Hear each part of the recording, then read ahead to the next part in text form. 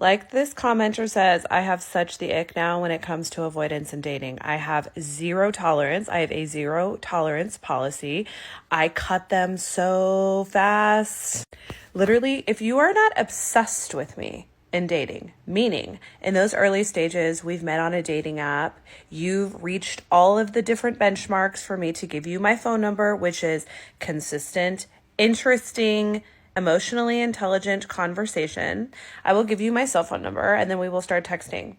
If a person falls off of the text thread, meaning I don't hear from them for 3 days, 3 days is usually my benchmark, block, delete.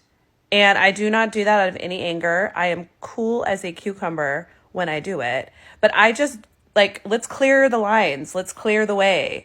There's other people in line. I'm getting super clear and prioritizing the type of communication and emotional availability that I want in a partner. And if you fall off the radar for 3 days, that means you are not obsessed with me. You're talking to other women. You're probably courting another person more intensely, which is an ick to me. I should be your number one priority.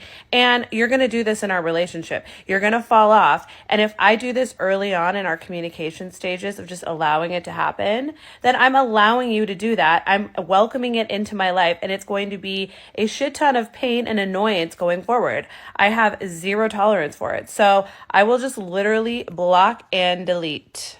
Also, if I go on a date and I get any hint of the red flags that I mentioned in this previous video, I'm going to tag it down below of red flags in dating of avoidance. If you actually make it to the date and I'm out with you and you are showing signs of being avoidant, I will very nicely tell you early the next morning, I had a wonderful time. I think that you're a wonderful human, but I do not feel a connection going forward. And then you got it. Block and delete, because again, we are clearing the passageways.